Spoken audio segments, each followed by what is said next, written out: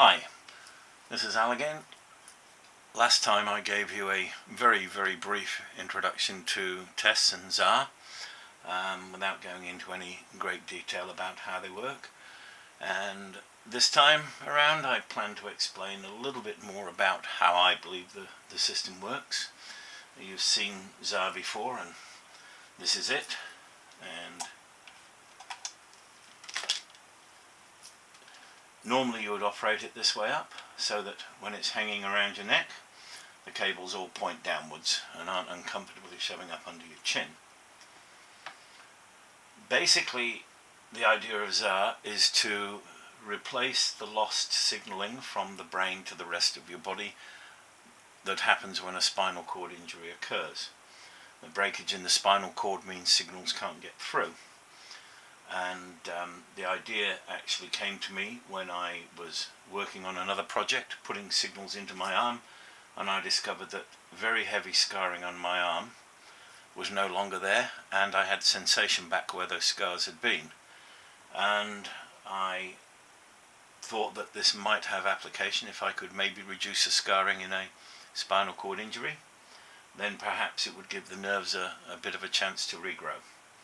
And that's basically the concept behind it. So Tsar passes electrical signals through your nervous system. To do that, it requires at least two electrodes or wires, and the reason for that is that for an electrical signal to travel through something, it requires a positive and a negative side. So the minimum number of connections or wires is two. Now, one of these I refer to as a control electrode, and that is always placed above the injury site. And in the case of a C4, C5 quadriplegic, this would actually be quite high up in the hairline, as high as you can get it, below the base of the skull. The reason for that is that electricity always takes the simplest and easiest path between the two wires. Now, in your body, the part of your body that is on the cells in your body that are designed to carry electricity are your nerves, and therefore they are the best and simplest route for electricity to travel through. So the signal will travel from one wire through your body, enter at the closest nerve that it can, travel through that nerve as far up the spinal cord as it can. It will then bridge your injury site and then relink into your spinal cord again above the injury site, and eventually join up with the control electrode. But the signaling that appears above your injury site is actually on the brain side of your injury, so your brain will be seeing those signals. And since we change the signals constantly to some of them be generated at the brain side and some generated at the limb side, both the limbs will think that the brain is trying to send its signals, and vice versa, the brain thinks that the limbs are working. And I believe that kind of coerces the brain into trying to attempt to signal the body again, and also perhaps stimulate regrowth of the nerves. Now, those two electrodes, in the case of stimulation, I actually use 9 electrodes. One control electrode, and that is the single red cable. I color code all of my cables, and you can see the colored dots here. So red, red, black, black, blue, and this is meant to be white.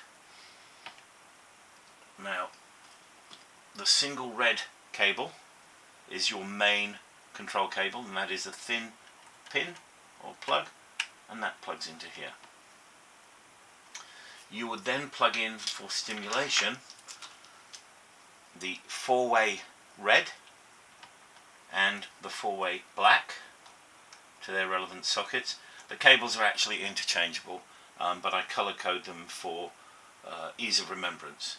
Now, those 4 electrodes will go to remote points on your body, and typically in the case of a quadriplegic, they would go 2 to the legs each side and 2 to the upper body each side, typically at least 1 on the arm.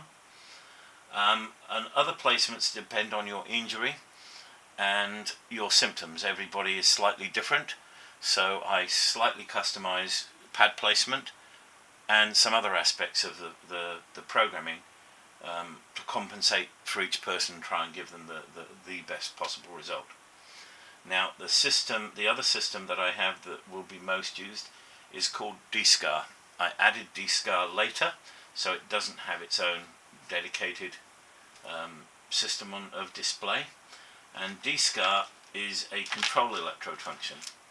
So DSCAR uses the single black control electrode, and that plugs into the small black socket.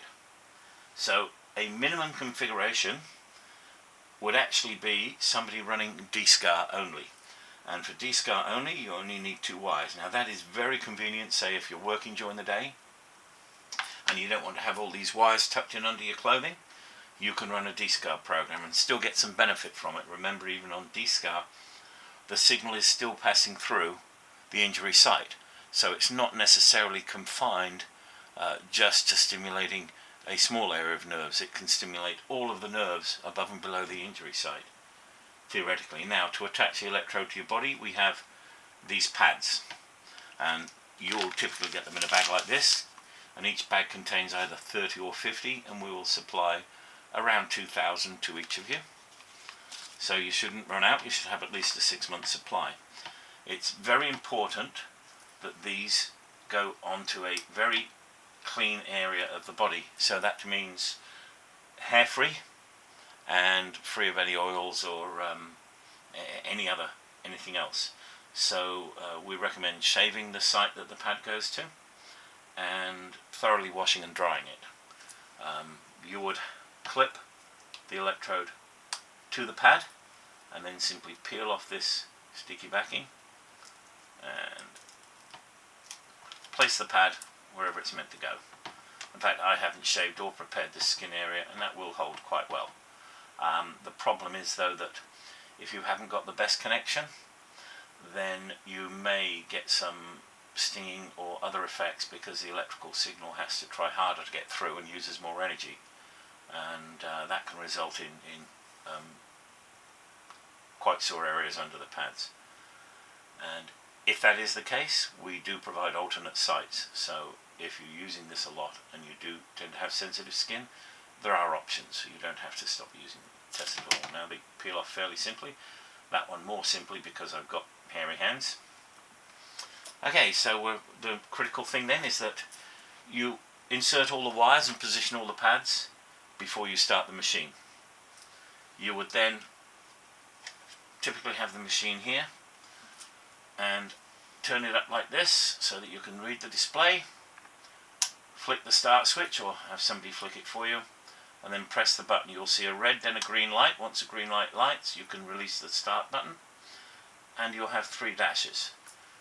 The dash or the hyphen indicates that that particular function is in idle waiting for you to do something.